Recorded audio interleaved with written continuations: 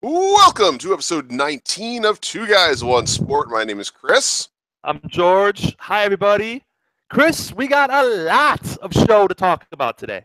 We do, and we're glad for you to have torn your attention away from the Mae Young Classic spoilers. If you are paying attention to them, we are going to stay. This is a spoiler-free zone. Yes, this is a no spoiler zone here.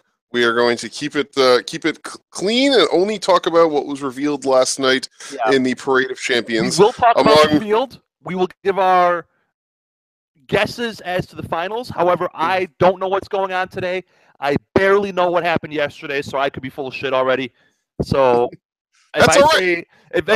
Nothing new. I'm usually full of shit. But if I say, hey, I think so-and-so is going to make the finals and they got eliminated in the first round, well, I don't know that.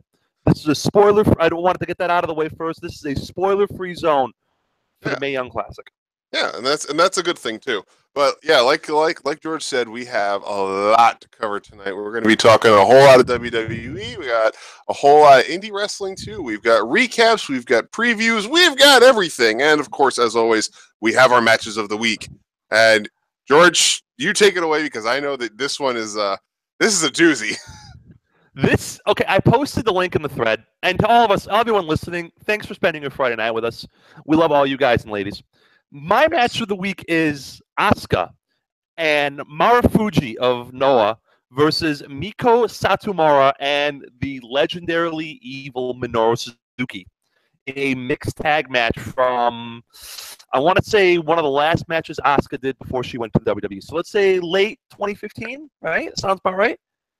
When she was still Kana. When she was still Kana in Japan. First of all, it's great because she looks the same. She does the same moveset and has the same gimmick. So that's cool that she just kind of imported that wholesale. Yeah, the only thing that is different between Kana and Asuka is the corpse paint. That's really it. That's it. That's a good point. But she still has the same flamboyantly colorful gear and the weird leggings thing going on and the tassels coming out of her belt and all the other fun stuff. And it's a lot of fun.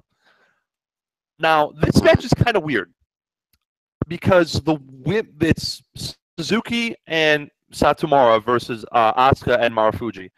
Asuka's clearly the face in peril the entire time, but both women are actually the faces and both men are the heels. The entire match, one of the men would gang up on one of the women and beat the crap out of them, some harder than others, and the women would be the one fighting back. But that's not really what I want to talk about. Around 20 minutes into this match, Minoru Suzuki, because he is an evil, unrighteous bastard, basically just starts slapping Asuka in the face. Over and over and over. And he does the Steve Austin thing where he gets on top of them and punches them. And first of all, props to him. The punches are all worked to shit. You can tell a mile away the punches, he's pulling them and he's not actually hitting her, and the forearms the same way. But those slaps resonate as he's just slapping her just over and over. It's uncomfortable. To the point where even his own partner, Satomura, tries to jump in and pull him off of Asuka, and he just slaps her in the face too and throws her out of the ring. Yeah, Miko Satomura takes a lot of punishment, but Jesus. Yeah. It's fun to watch Suzuki and his pancrase MMA shoot style try to bend Asuka up because Asuka's super flexible. So it's fun to watch those knee bars like he did against Okada in the February show. Yeah, New Beginning. Thank you. But with somebody who's far more flexible than Okada, just by virtue of being, a 5'3" woman, however tall she is. Mm-hmm. Asuka firing up is the best thing in the world. Multiple times in this match before we got to the end, the women would be getting beat by the men. So, like, Asuka would be getting beat by Suzuki, and Marufuji would try to tag in, and Asuka would say, no, I got this, and then come back on her own. And then Satomura would be getting beat by Marufuji, and Suzuki would try to tag in, and Satomura would say, no, I got this, and come back on her own. So that was fun. Mm-hmm. The women fighting each other was a lot of fun. I'd actually want to watch that match. I'm sure it's out there. That was pretty great. Them just doing cool catch stuff and Japanese fighting style and fighting spirit and all that stuff. Yeah. Suzuki's just an irredeemable bastard in this match, though. Yeah. And again, you can tell he pulled the punches, and you can tell the holds aren't super snug, but the slaps are just, they echo. And Suzuki's not Matt Jackson. He's not slapping the thigh before he does the moves. So it's just, it is uncomfortable. It is not something I would recommend per se, but it is something that you won't forget if you watch it. So that's the match of the week. And I can definitely see why WWE does not do intergender stuff. Let's just say that. Yeah, definitely. Sorry, Becky Lynch. Yeah, no, I mean, this definitely is a match not for the faint of heart. That is a scary, scary thought to think of Suzuki. Just, I mean, even his obviously worked, but I mean, he's just such an evil man. The funny thing about that is I've actually seen Suzuki in a mixed tag match alongside Io Shirai at the Io Shirai's anniversary show in Stardom earlier this year. And he was the sweetest man possible. I mean, the one male opponent on the opposite side from him, he got pretty physical, but I mean, he was definitely not Suzuki-like in his presentation there.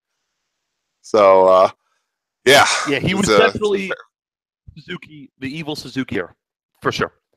To the point where he was beating up his own partner for trying to interfere with him beating up Asuka. Yeah. Asuka is the underneath babyface I need in NXT now. Yeah. Great seller. Great seller. So, we got match of the week. Yep.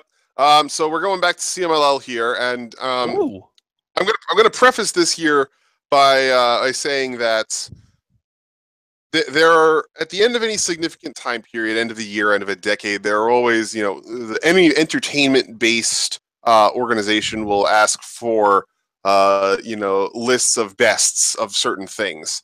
And, in a wrestling promotion, that's no different. There's always, match of the year, best male wrestler of the year, best female wrestler of the year, et cetera, et cetera, et cetera. And, obviously also of the decade and whatnot. Now, when 2020 rolls around and we start, I'm sure, does Davey Hammer Curls do end of decade awards like he does end of year awards? I'm not quite sure. Okay. Well, if he does, and so I think he did at the end of 2010, but I think it was just like, hey, Kurt Angle's the rest of the decade or whatever. It wasn't like open for a ballot like it was. Okay. Well, if there is somebody that's doing a ballot for this, I'm sure WWE will do something like this because that's what WWE does. But I mean, there's going to be a lot of things up there for feud of the decade. They're probably going to go off like Daniel Bryan versus The Authority, John Cena versus Randy Orton, et cetera, et cetera, et cetera. There's only one correct answer for feud of the decade in my book right now, and that is Dragon Lee versus Kamitachi / Hiromu Takahashi. Feud of my lifetime. Yeah. Best feud since Rock Austin. Yeah. And we're going back to the very beginning of this feud with their match in CMLL, the Mask versus Mask match. And normally, Mask versus Mask matches end feuds. This was just the beginning of their feud. And, oh my God, was it a barn burner. I already talked about the match for the World Light Heavyweight title that they had that was at the end of Kamitachi's run in CMLL. And this match equal to or even better than that one in terms of quality. And this was just the start of their time together. They already had insane chemistry. It's, as is typical for most CMLL matches, the first two falls came fairly quickly. I want to say both were within the first 6 minutes of the match, and then it just got fucking nuts. We both know that Hiromu Takahashi and Dragon Lee are incredible high-flying wrestlers. Have you ever seen somebody do a standing leap over the top rope into a Hurricane Rana that goes to the floor? Other than Dragon Lee, no. Yeah, because that happens in this match. No,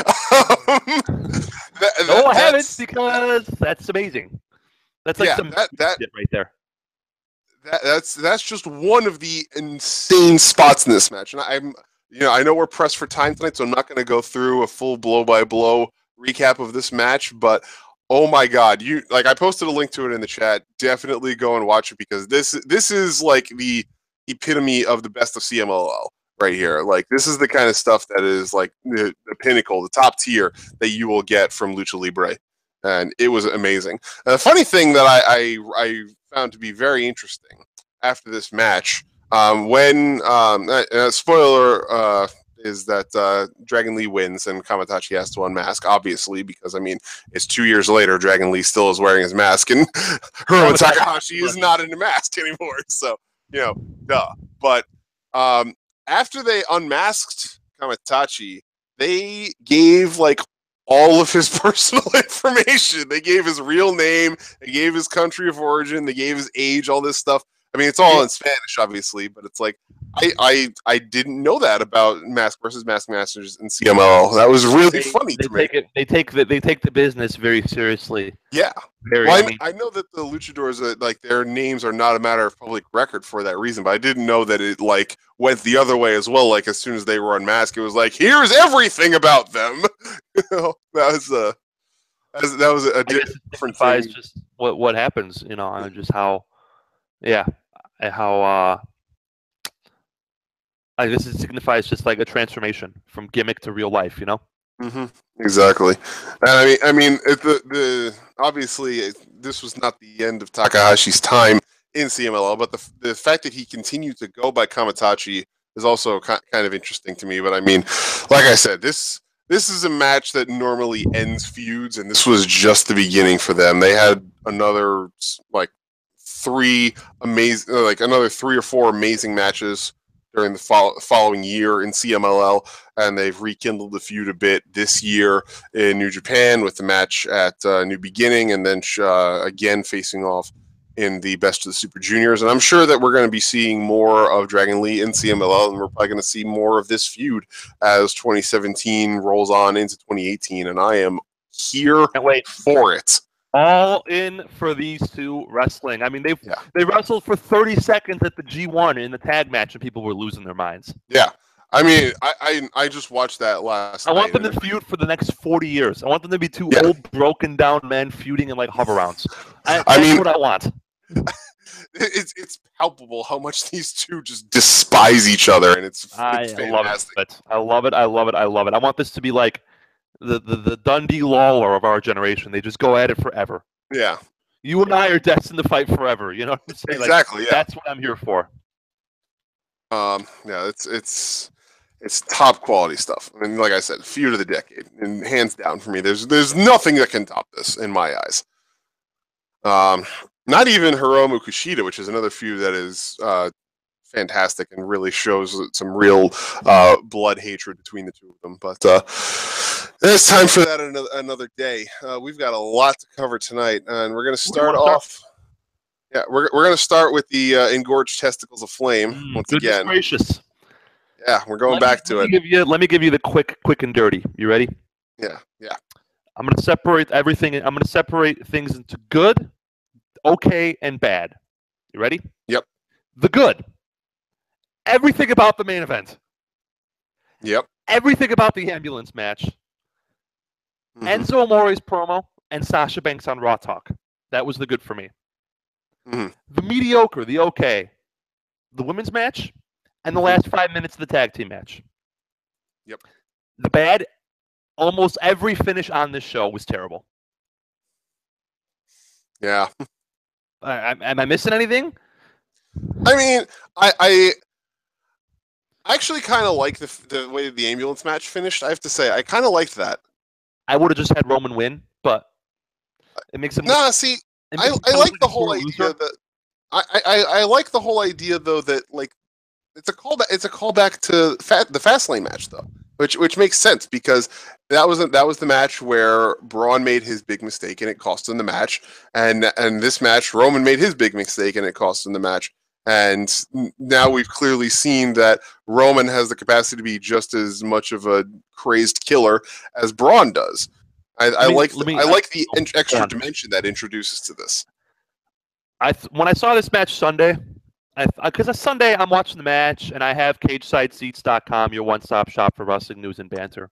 Yes. The daily thread open, and I'm on the board. On the Wrestling Observer board, and I'm on Twitter, and the way I'm set up, I have one monitor at home, and I have the TV on in the corner, so I have the match on at the corner of my eye, and I have the computer stuff, and I'm turning my head, and I'm bouncing back and forth, and I miss stuff here, and I miss stuff there. Mhm. So Sunday I watched the match. I'm like, this match is pretty good. All right, this is a good match. I enjoy this match. These two guys good. These two guys really work well together. They have no qualms about beating the shit out of each other, and they beat the shit out of each other, and I'm happy. Monday, I watched the match again on the elliptical. And I'm watching this match, and I'm like, holy shit, this match is really freaking great. Yeah. And you know me. I am not a Roman Reigns fanboy. But I wanted to say here now, at 8:18 Central Time, Roman Reigns was fucking awesome in this match. Mark it down! Every single, literally, and I use the word literally correctly, literally every single thing he did in this match was perfect. Mm-hmm. From modifying the Samoan drop to be more impactful for a bigger man, to his facial expressions when Braun no-sold those chair shots, to running back in the ring to buy himself 15 seconds to catch his breath when he was outside. Remember that? And he rolls back in the ring and he's sitting there on his knees and he's panting because he's so exhausted from fighting this big man and he needs to do whatever it takes to catch his breath, to his smoldering, righteous, furious anger the entire match because this motherfucker would not die. Everything Roman Reigns did was incredible. And I just wanted to say that. And it's better on second viewing. So if you're a Roman Reigns fan, if you're not a Roman Reigns fan, if you're a Roman Reigns hater like I am, watch this match. You know what this match is for me? This match kind of reminds me of Cena versus Umaga. This feud reminds me of Cena versus Umaga from 2007. Were you watching wrestling then? Was that during? But I have gone back to watch some of that feud. I still need to get to the Last Man Standing match. Watch the Last Man Standing match. Yeah. That may be my match of the week next week. The Last Man Standing. Cena gets cut open and he starts punching the blood to give himself an adrenaline rush. Holy shit. Punching his head to hurt the wound and give himself it's an incredible match. But the best part about the Last Man Standing feud is that was the time I started to turn the corner on John Cena. Mm-hmm. That feud really softened my hatred of Cena, and I feel that this feud is really softening my hatred for Roman Reigns. Roman Reigns was unfrickin' believable in this match. Yeah. From the minute the bell rang to the minute he left that ambulance, just walking past Kurt Angle, giving no shits. He was incredible. Young wrestlers, watch what he did. It's the little shit. It really is the little shit. So that's one of the reasons why he is that's one of the reason why he is in the position he's in. He gets it. 31. Wait till he figures out. Wrestling is a older man's game. This isn't like real sports where you peak at 28 and you're done by 32, unless you're Roger Federer. Wrestling is a older person's game. Look at John Cena. Look at AJ Styles. Look at Samoa Joe. Look at Brock Lesnar. Look at Shinsuke Nakamura. Look at Hiroshi Tanahashi. These are all older dudes even Naito's 35. Yeah. Kenny Omega's 35. These are older. For any Kaz Okada, you have 10 AJ Styles. We're older guys figure it out because they figure out what works. They grow into their bodies. They grow into their gimmicks. Assuming they don't fuck this up, which is an unsafe assumption because of WWE, Roman Reigns is, he may not be good for business, and we've discussed that, how the ratings plummet. But he's entertaining to watch in the ring. Yeah, and that's the thing that that's all you ask for sometimes. We talked about this in the daily at some point this week, and that's the thing that really is in some ways just kind of disappointing about this whole thing is that everybody was like, "Wow, this was an amazing moment for Roman, really showing his dark side. Is this a heel turn? Yada yada yada." Everybody's thinking, this is Roman. Showing his dark side, really showing depth to his character. But everybody's also thinking to themselves in the back of their mind, he's going to do a babyface promo at some point. It's going to be some dumbass Roman babyface promo. It's coming. Everybody's expecting it. And it's like the fact that we've all been conditioned at this point to be thinking that's going to be the end game of this. It's just sad because this is a defining moment for Roman Reigns. He fucking attempted to commit murder on Sunday nights. He fucking tried to kill a man in the back of an ambulance, and then laughed it off on Monday as saying, "Oh, I'm just doing attitude era shit." It was beautiful. That was beautiful when he said, "Are you kidding me?" to Kurt Angle, and I'm thinking to myself, I'm just waiting for the next pay-per-view where they have a Last Man Standing match, and Roman blows up Braun inside of a car, and Angle and and fucking Jamie Noble and Fit and everybody else are out there trying to like put the fire out. Stone Cold walks up and hands Roman a beer and is like, pretty, isn't it? You done good, kid. It's like, I'm here for that. That's what I want. But like the fact that we're all like just waiting for the moment of babyface Roman to come back, it's just like, God, why do they have to make it like that? It's so sad. No. And you know what? He's not good at it. And we talk about this all the time. Mm-hmm. This company is great at smashing square pegs into round holes. Yeah. Roman Reigns is not good at the smiley, happy, cheerful babyface. He's not John Cena. He's not Hulk Hogan. He's not. Mm-hmm. So stop trying to make that happen. Just embrace the fact that you have a guy who could be one of the all-time greats on your roster and go with it. And I'm not a Roman Reigns fanboy. You know that. But I get more performances like this. I'll be pitching my tent in Reigns stand. You know, I'll be changing my Twitter avatar to, Curtin Jerker loves the Empire or some shit. You know, buying all those Roman Reigns T-shirts. I'm actually wearing random segue. The merch is no one has good merch, but his merch is especially not very good. Oh, come on. I love it. I'm wearing my Roman Empire shirt right now. It says spare no one, spear everyone on the back. At least as long as that silhouette thing. No. That one's awful. I mean, I get what they're going for, but that one's just no. All right. Sorry, I didn't mean to monopolize all the conversation of Roman Reigns. No. I mean, I was going to go that in depth into it too. And like I said, I loved everything about it. And, the subsequent, incident of wrestling Twitter and wrestling internet in general running around like chickens with their heads cut off at what the hell just happened? Is Roman Reigns a heel? No, he can't be a heel.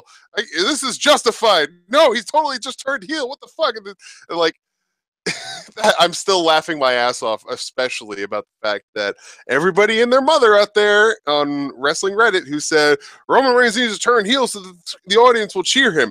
How much fucking booing happened when Roman came out the next night on Raw after what was fucking attempted murder, the biggest heel turn that you have seen in the past 10 years. Come on. People talk about a double turn. Roman Reigns was booed going into the match. He was booed coming out on Raw. Yeah. Braun Strowman was cheered going into the match. He was cheered on Raw. Well, they already had the alignments that people wanted. Braun already is the face, and Roman already is the heel. What do you want? What more can we give you? Exactly. All right, you want to run down the rest of this card now that we just kind of bounced on everywhere? Yeah, no, I mean, let's see, pre-show, Neville versus Akira Tozawa, great match, shit finish. Bray Wyatt versus Seth Rollins, this fucking feud. Pissed that this match led off the show, because I was expecting it to be like 8:15 my time, and I could run across the street and get tacos from the little cantina, or the little taqueria across the street, but no, these fuck for brains had to make this 7 o'clock, and I wasn't yet hungry. So I had tacos during the Iron Man match. Yeah. Well, I mean, to be fair to them, Chris, if you went early in the Iron Man match, you didn't miss a whole lot. So nope, all right. You didn't, which is what I did. I'm just glad that this feud is over, and it seems like it's over following what happened on Raw, where now we have what looks like an uneasy alliance between Dean Ambrose and Seth Rollins versus the Miz and the Miztourage. We'll get to that match in a minute. Big Cass versus Enzo. It was what it was. I like real quick about that. Enzo did give another amazing promo. Promo was great. A little long, but that's okay. I like that it was just a squash. It should have been a squash. I thought Cass's promo to open Monday Night Raw was mediocre at best. I thought pairing him with the Big Show. I think pairing him with the Big Show is dumb. You know why? Well, let me tell you why. Cass's entire gimmick is that he's huge. My dad told me this. Yeah. Cass's entire gimmick is that he's huge and he's looking up to the Big Show. You crush the guy's mystique out the door. Now, Big Show's going to have good matches with him because Big Show has good matches with everybody. Big Show's going to lose to him because Big Show loses to everybody and he's not hurt. I get that. But you couldn't have that happen with someone who's like 6 feet tall so Cass can tower over him. Yeah, really. Like that. That's the only problem with it. Yeah, if Ryback was still with the company, this would be a perfect thing for them to use Ryback for. Or Mark Henry. Or Mark Henry's also would be great for this. Yes. Like Mark Henry just giving Cass the world's strongest slam just to shut him up. I would be all in for that. Yes. We've discussed how much we love Mark Henry on this show. Both you and I are big fans of Mark Henry. Great. The problem with Cass is that he's just kind of there. He's got a good look. He doesn't have a great look. He's good on the mic, but not great. He's actually his ring work is developing. I mean, there's potential there. He's still young. Mm-hmm. There's potential there, but I haven't seen it yet. I mean, he's like basically Test 2.0. If they took Test's music and put in "This is Big Cass" instead of "This is a Test" at the beginning of it, I'd be all in on it. Just embrace it. Yeah.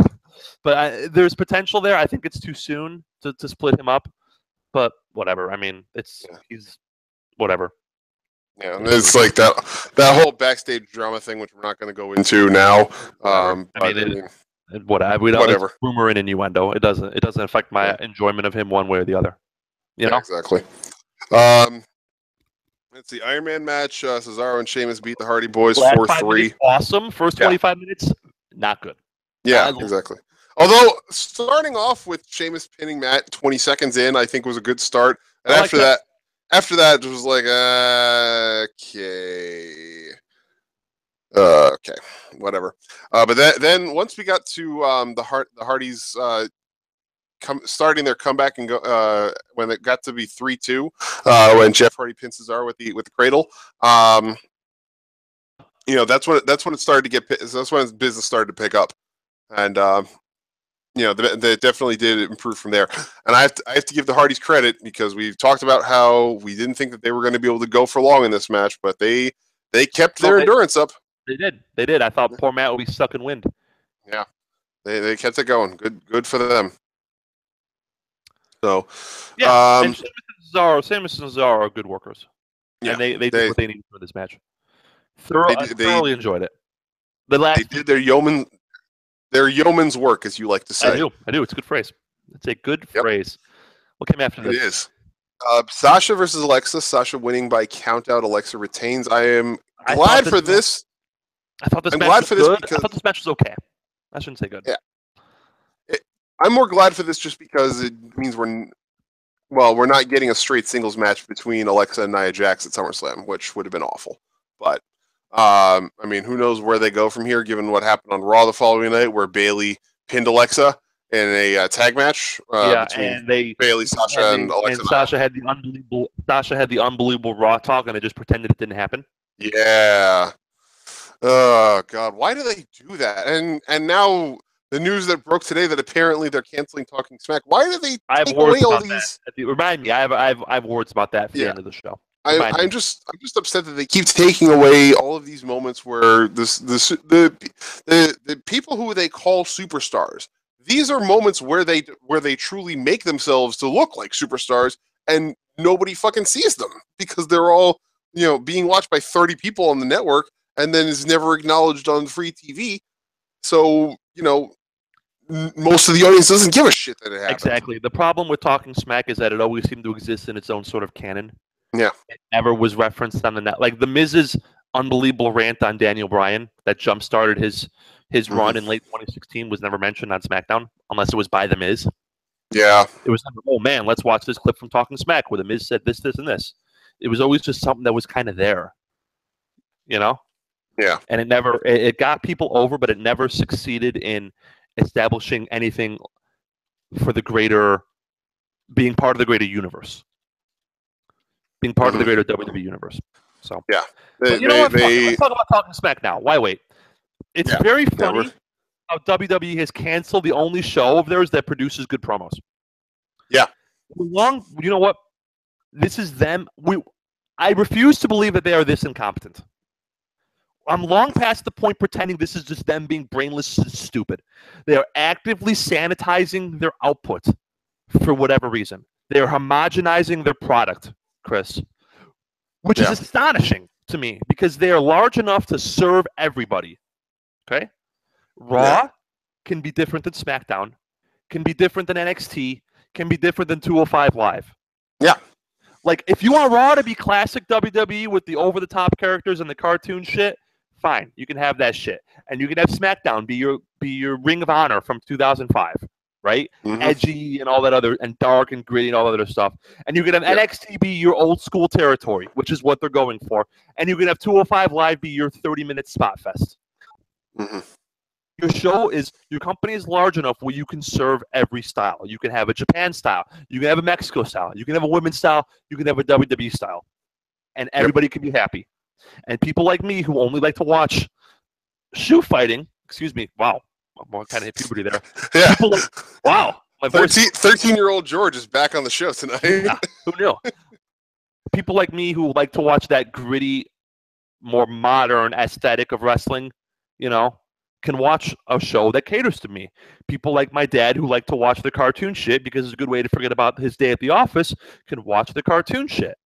People like you who want the territory stuff, I'm not saying you specifically, but I'm saying you in general, can watch NXT. People who want to watch a spot fest like our boy Don Sal, all props to him, by the way, and Fizz for their podcast. Yep. Can watch, plug them later. Can watch 205 Live.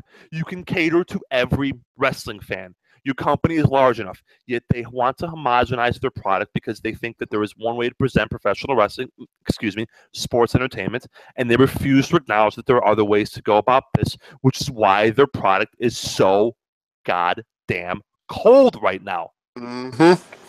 Vince's way or the highway has been the philosophy for too long now. And, I mean, we saw it. The evidence of this was clear as soon as the cruiserweights got sent to Raw and 205 Live. The fact that we had the most electric of the summer in the Cruiserweight Classic, and then immediately all heat from it went out the fucking window the minute that they hit Raw and 205 Live, because they weren't allowed to wrestle in the style that got them over in the first place. It's like, well, then what the fuck is the point of even giving them a show? You call it the most exciting hour of TV in the week, and yet it looks exactly the same as what we're seeing on Raw and SmackDown. So how is this any different? Yeah, we get 2 or 3 more high spots in a match. Big fucking deal. I mean, this is not hard. There's another slogan of our show. Wrestling is not hard. WWE makes it hard. And this is them just making it hard again, because the removal of Talking Smack takes away this outlet that the Stars had for making themselves great. I never give them his credit, and I still think that his promo last year on Talking Smack that everybody said was the promo of the year, I still don't like it, and I still think it was crap. But I will let the fans of the Miz, have their appreciation of it, and acknowledge that their perspective that it was good is valid, and say that if they enjoyed it, and if it helped to make him, it helped to increase people's investment in him in any way, then it should have been shown to a wider audience. It should have been given that sort of publicity that it deserves, because that's the kind of thing that you don't see in the territories or in New Japan. We don't have those moments where there's a lot of talking segments. There are some promotions like Shimmer that will try to run backstage segments as part of their releases. But I mean, Shimmer's a company that releases straight to DVD. They don't do any streaming. So, apart from their stuff that happens on WrestleMania weekend, that's the only streaming they do during the course of the year. Everything else is straight to DVD. So yeah, they can cut that stuff in. But when they had Shimmer 91 during WrestleMania weekend, there were no backstage promos during that show.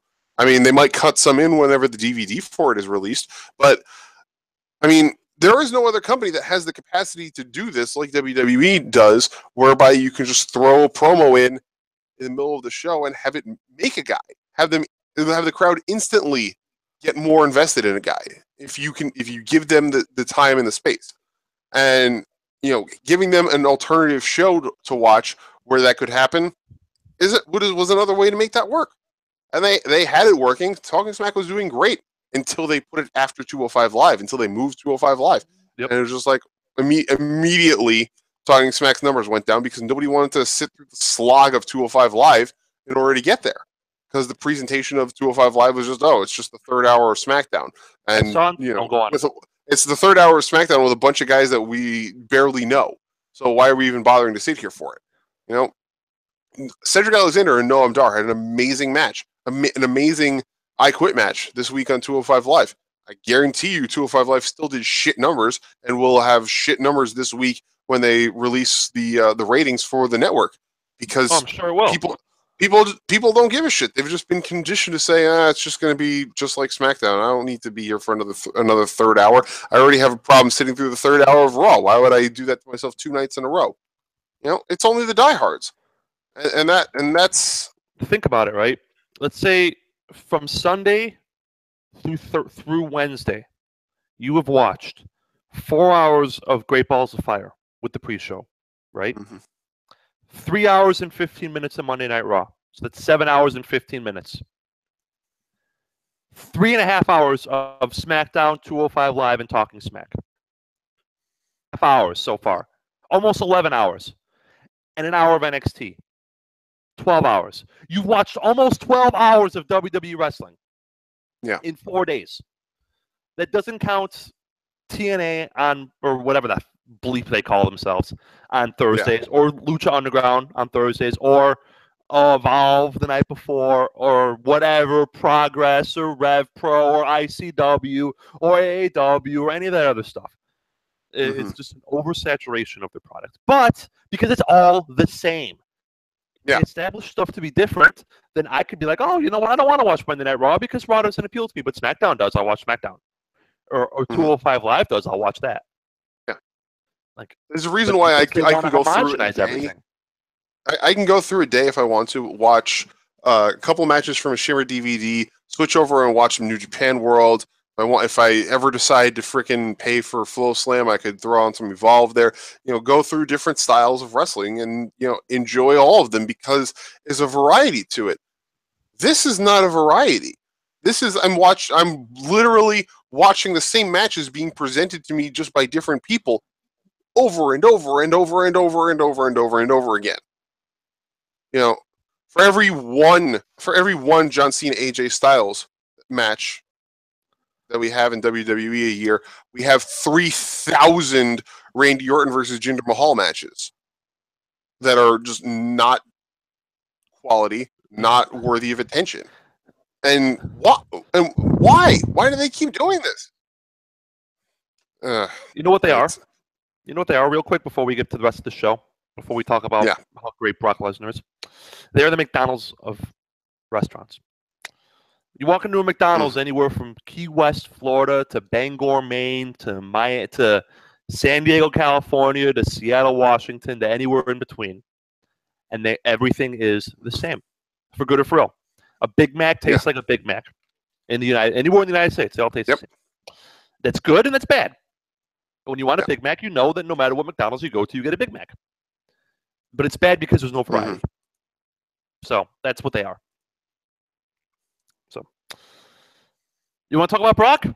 Oh, sorry. I was gonna say, but this is a case where things shouldn't be always the same everywhere you go. Like, no, it shouldn't be. They should be more like an Applebee's, that you go to different regions and the menu caters at least a little bit to different regions. If you're going to talk about chains, I mean, honestly, like the best possible result would be like each place is its own, each match is like its own individual mom and pop home restaurant. But that is what it is. Let's talk about Brock, because this was fucking awesome. Okay. I make no bones about my love of all things Brock Lesnar. Happy belated birthday, by the way, Brock. You know what Brock is awesome at? What I noticed this match? You know what he's really, really, really great at? Yeah. He is the best seller in the company. For a guy who doesn't need to sell much, he makes his opponents look like $1 million. Got his ass beat. Went on offense. Still showed that he was groggy and hurt. Escaped in victory. Meanwhile, John Cena will be throwing up circle fingers and high-fiving kids all the way up the row after he won that match. Brock Lesnar, you know what? I think it's because he's been in a real fight and knows how to sell it. Yeah. One of the things. It's funny how the guys, go on, and then I'll go on. I was gonna say, it's funny how the guys who shouldn't have to sell really a lot are the best at it. Brock and Roman. The two guys who should never have to fucking sell, and yet they're amazing at it. Even Braun. Braun is becoming a great seller too. Yes, he is. I mean, they shouldn't have to develop these skills, but damn, they're doing well with them. One of the the many things about Brock selling that I love is that he always looks so surprised when he sells. Like he just can't believe he's getting the shit kicked out of him, which is exactly how real fighters sell. Yeah. It's so refreshing and different. I'm going to use the word different a lot. From WWE style, where it feels like every wrestler just accepts the fact, oh, time for you to get your shit in. I'm going to pretend to sell. Also, before you know what makes Brock great? He's different. Another thing? Everything is different about Brock Lesnar. It's different with him on there. The matches are different. We talk about the matches being different. There's nothing like a Brock Lesnar match. Yeah. Right now on the main roster or in NXT, there's nothing like a Brock Lesnar match. The closest parallel is only Lorcan, and Lorcan is more strikes and less slams. Yeah. But there's not like that quick sprint, Thor beating the shit out of you match, right? Or it's like the Incredible Hulk fighting Thor is what all the Brock matches are right now, and they're great. Mm-hmm. With Lesnar that I love. Oh, first of all, two things. I thought of this on the treadmill today. How great would a Brock versus Ishii match be? That would be priceless. The best, just the two guys just yelling and forearming each other. Yes, and no selling, all of it. I would love so much to get motivated Brock Lesnar in the G1. Just oh my God. 1 year. Just one year and just have him just 1 year, give me five. I don't even need the full 10. Give me 5 good G1 matches, Brock. That's all before I die. That's all I'm asking for. Oh my God, that would be so awesome. We've talked so many times about WWE talent participating in the G1. Brock Lesnar's had 2 matches this year, except for the Royal Rumble, and they've been 4.5-star matches in my book. The match against Goldberg and this match. They've been, I think, a combined like 9 minutes long or something for 2 matches. And they've just been titans beating the crap out of each other, and it has been awesome. How about taking the one-armed rock bottom through the table? Oh my God. One more myth that needs to die. There has been this myth or this meme that Brock Lesnar does not give a shit about professional wrestling. That he doesn't like the business. He doesn't care about the business. Okay? 1, I don't care how much pharmaceuticals you're on. If you get in that kind of shape, as often as he does, you care about your job. Because you can't just take a steroid and look like Triple H. You have to put the work in. And 2, he sells better than anyone in this company, which tells me that he cares about professional wrestling. He could just as easily cash his paycheck and show up and go through the motions. Yet he's doing the work. So I want this meme about Brock Lesnar not liking wrestling or not caring about wrestling to go die in a fire. Because this guy has shown me with this feud with Joe that when he is motivated, and he's been motivated for the Goldberg feud, and he's been motivated for the Joe feud, that there aren't very many people who can touch him. Yeah. I mean, there are probably going to be plenty of people who are going to be saying, oh, it's just because Vince backed another truckload of money up to his house. But good. You know what? Whatever. That's what it takes to get Brock Lesnar looking like that out there. Good.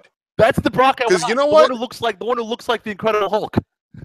Yeah, if it takes that, if that's what it takes to ignite the passion in somebody, I've always been a proponent of the whole idea of do what you love and love what you do. And like the whole concept of having a vocation in life, like a vocation is much more than just an occupation or a job. A vocation is something that like you have to do it in order for your life to feel like it means something. And if you're not doing that thing, then your life feels meaningless. Here's the thing with Brock. And go on. if this is what Brock's vocation is, and if this is what it takes for him to feel about wrestling the way he felt 15 or 20 years ago when he first started, then you know what? Good. Let's keep doing that, because that passion deserves to be kindled every once in a while, because it produces results like this that are worthy of seeing. Well said. I can't argue with it. I can't. Brock Lesnar is a once-in-a-generation athlete in terms of just someone who is just a freak of nature athletically. I guarantee you that if you took 13-year-old Brock Lesnar and you said, Brock, the time is now for you to choose what sport you're going to make the Hall of Fame in. Make a decision and dedicate the next 10 years to becoming an expert in that sport, he would do it. He would be an all-time great football player if he started as a kid. Can you picture Brock Lesnar defensive end with that quick twitch first speed? I mean, we almost had that. He almost made an NFL team when he was and he almost made an NFL team when he was broken down. Yeah. Can you picture 21-year-old Brock Lesnar at the Combine? Oh my God. With the numbers or Brock Lesnar as and Brock Lesnar would be a Hall of Fame UFC fighter. He may already be a Hall of Fame UFC fighter if he started when he was 21. Yeah. He's a Hall of Fame professional wrestler. Trent Cole from the Philadelphia Eagles, my all-time favorite defensive lineman, has been a Pro Bowler more times than I can freaking remember, and has always been one of the best in the whole league. If Brock Lesnar had started in football instead of wrestling way back when, he would be where Trent Cole is right now. Without a doubt. He'd already be preparing his Hall of Fame speech for Canton. Yeah. He'd be but regardless of the sport, except maybe baseball because there's not really a lot of athleticism per se. Yeah. Regardless of the sport, a 13-year-old Brock Lesnar dedicated his life to it. He would be awesome at it. He's just a once-in-a-generation athlete. He, in terms of just how his body functions, it's a blessing to watch him now that he cares about professional wrestling. Mm-hmm. Everything is better when he cares. He didn't give a shit against Ambrose, and I'll call him out for that. He didn't give a shit against Seth Rollins. He gave a shit against The Undertaker. He gave a shit against Bill Goldberg. He gave a shit against Samoa Joe. Good Lord willing, he gives a shit against Braun Strowman. Because we know he gave a shit against Roman Reigns. Once Reigns cocked him in the face. Right? You talked about his the facial expressions he had when he started getting his shit kicked in by Joe. So that gave me a direct callback to that Mania 31 match when Roman just started hitting Superman punch after Superman punch, and Brock is like, and Brock is already bleeding out of his head, and he's disoriented. You could tell on his face. You can tell he's just like, wait, what's happening to me right now? Oh my God, this should not be happening right now. He's losing his goddamn mind. Our boy Dance Owens Dance. And first of all, thanks for listening. Yeah, Dance, good to have you here. First time listening to the show live. Yeah, first time, long time. I love it. Said Brock is a better seller than AJ or Sasha? ? I think he is a better seller. And no one loves AJ Styles more than I do. You would have more children with AJ Styles if he wanted to have more children. I would. And I get their names tattooed next to the birthday to complete the tattoo. I think Brock is a better seller because he's real at it.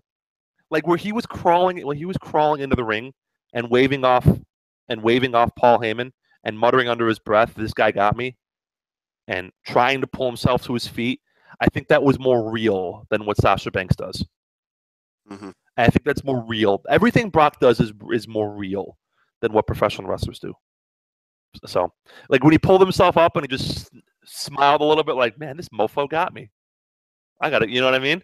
Start the match. I'm ready for this. This mofo got me. You know what I'm saying? Yeah. Like that. I think that's exactly real. Like I can picture Brock Lesnar doing that in a bar fight. I can't picture. That's like gets a fucking Heineken bottle cracked over his head, and he's just crawling himself up on the stool, and be like, "All right, let's go." Yeah. Just does that. He does that motion where he's like he just motions with his hand, like, "Come on, come on." It's just like, I would love to see Brock Lesnar versus Oney Lorcan just to see who would end up like that first, because one of them would. Hell, both of them probably. Why would Brock versus Ishii? Yeah. He's real. Book the triple threat. Book the triple threat. I don't care. Yeah, he's real. He's real, and I like that he's real. So, we got anything else for the show? One more thing. Nothing else for the show. But Kurt Angle, pretty great during that. The ambulance. The please be okay, please be okay. That was pretty great. Yeah, Kurt Angle really showed some excellent acting skills. Yeah, I like that during Great Balls of Fire. Yeah. And we're gonna just go straight into Raw since they're same brand, same show. So who's excited for the SummerSlam main event of Brock versus Braun versus Joe versus Roman? This guy too.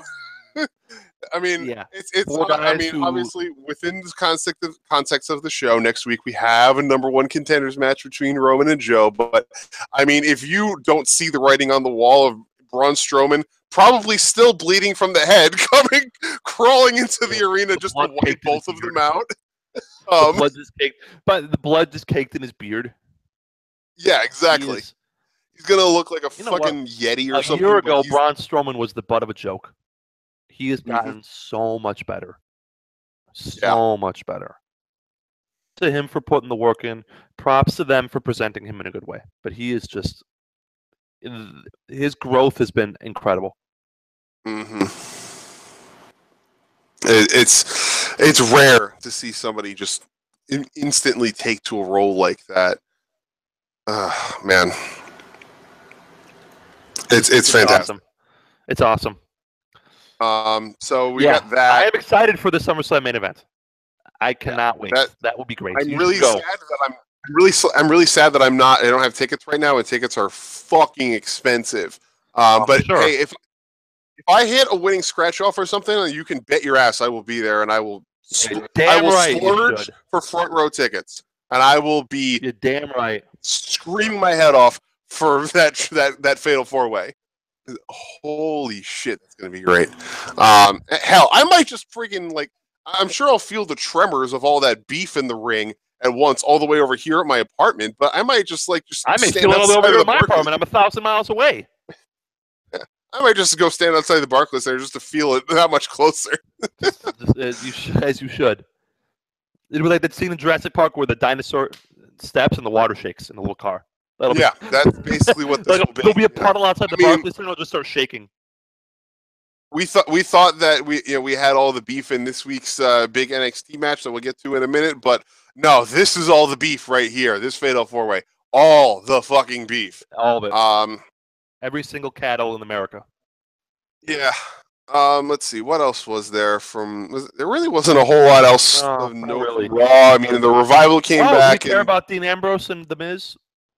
I mean, like I said, there's the uneasy Ambrose Rollins alliance versus Miz and the Miz Taraj. I hope they tag up Rollins and Ambrose because we need face teams on Raw. Yeah, that would be nice if we could get that reconciliation while Roman is off being a fucking murderer. Give them that reconciliation and then have that. Give Dean and Seth that reconciliation, then have them be the ones to turn Roman back to the good side after he's finished murdering everybody else in the main event scene. I cannot wait for that match. I am hyped beyond belief for that match. That main event match, the SummerSlam main event. I'm overjoyed. It's going to be fantastic. Let's see. Like I said, the Revival came back. They kicked the shit out of the Hardys, so that's going to be a thing. And the Hardys have been tweeting at the Young Bucks all week and making the hashtag FTR references for Fuck the Revival. That's a thing. Yep. Brock Lesnar continuing to just curse rampantly on live TV. We talked about Kurt Angle's facial. It doesn't sound stupid. We talked about Kurt Angle's facial expressions during the ambulance segment. Another great Kurt Angle facial expression during this after Brock said, "You don't deserve shit." Heyman loses his mind in the background, and Kurt Angle's just like, "Yeah, that happened." It's so good, so good. Let's see. Next week, we're going to get the final big reveal for that Kurt Angle cell phone segment. Whatever. It's either going to be Stephanie McMahon or Dixie Carter. I hope it's Dixie Carter, and Dixie Carter comes out on Raw, and we get that "You Deserve It" chant for Dixie Carter. Or no, or the "You Still Got It" chant. I hope we get that "You Still Got It" chant for Dixie Carter. Coming out to Raw in Nashville, by the way, her hometown. Hint, hint. And it's everyone chanting, "You still got it." That would. I mean, either way, it's. Excuse me. Either way, it's going to be carny garbage, but whatever. Yeah. This whole this whole Kurt Angle has just been garbage from the beginning that they never should have done. I'm so sick to death of management drama being a centerpiece of Raw. But I mean, it's been that way since Vince is going to Vince. Yep, it's been that way since 1987. What the hell am I talking about? It's been that way for 20 years, 18, 19 years, whatever. It's been 97, 98. Yeah, Vince is going to Vince. There's nothing we can do about it. Let's move on now. That's all we need for the red brand. On to the blue brand, who had a big surprise last week at a house show in the prestigious Madison Square Garden. They don't want in the prestigious Madison Square Garden, Mr. AJ Styles. Alan Neil Jones. I'm not going to call him by his real name, Alan Neil Jones. AJ. Oh wait. Oh. That's okay though. We still love him. Your boy, my boy, every right-thinking good person's boy, AJ Styles. won himself a United States Championship. As well he should. And it did not. I thought it led to broken Kevin Owens on his Twitter feed, but alas, it didn't. It led to just Kevin Owens working the fans. Kevin Owens going back to just being a dick. Well, I mean, he never stopped being a dick, but being a dick without a title. Yeah. So here for the AJ Styles U.S. Open Challenge the rest of the summer. Yeah. That would be great. Especially we got like random NXT one-offs. Like I would love the AJ Styles Only Lorcan random one-time match. I'm waiting for the AJ Styles Jason Jordan because I mean he's already wrestled Chad Gable, so we know we're going to get an AJ Styles Jason Jordan match. Unless Jason Jordan's going to Raw because he's Kurt Angle's illegitimate son. No. Stop. No. Yeah. Hey, it's coming, baby. Raw days of our lives. Oh, fuck it all. I want you to give credit where credit is due to Mr. Cena for putting AJ over at the close of the show. Oh, about fucking time! Now you remember his name. You couldn't remember his name on the damn Today Show when you went on the Today Show in January. He was just some guy from Atlanta. That's some guy from Atlanta. Oh, and he was what? The level below you, the day before the Rumble. But now you remember his name. Well, good on you, John. If our good brother Vidance was listening right now, he would immediately have just closed the stream at that whole line of talk right there. Now you remember what I say. This has been going on for months now between you and Vidance. It just never will end. It's just like not yet. But I love it. I fucking love it. Now AJ remembers his name after he beat the guy. Oh my god. That's so good. So we had the main event of SmackDown was AJ and Cena versus Owens and Rusev. And did AJ score the win? Hang on. This results thread is loading for me super slow. Cena over Rusev, which makes Cena over Owens, which makes sense because you don't want AJ and Owens to touch, and you don't want Cena and Rusev to touch. So they didn't, which is exactly how it should be. You save AJ fighting Owens, and you save Cena fighting Rusev for the pay-per-view. So they kind of crossed it off like that. Except for when the faces were selling, which made sense. So the way the match was put together was actually pretty smart. Yeah. We had Rusev's big return. It was last week when he challenged Cena. Or Cena actually challenged him technically for a flag match at Battleground. And we'll be talking more about Battleground next week, but that's that whole little merging of feuds that WWE writing loves to do, where we've got Styles, Owens, and Cena Rusev merging together for a tag match to save time. That's okay though. It's SmackDown. It's a 2-hour show. I'm okay with that. And it was a good match. Nothing wrong with a good tag match. Yes, indeed. Let's see. Sami Zayn interrupted the Canellises one time too many and earned himself a beat down from both of them.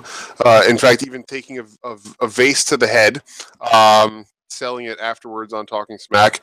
The final Talking Smack, apparently. R.I.P. And too good for this world. That's probably going to lead to the first in-ring action for the Canellises. It's probably going to be it might end up being a pre-show match. It might actually make the main card. Who knows?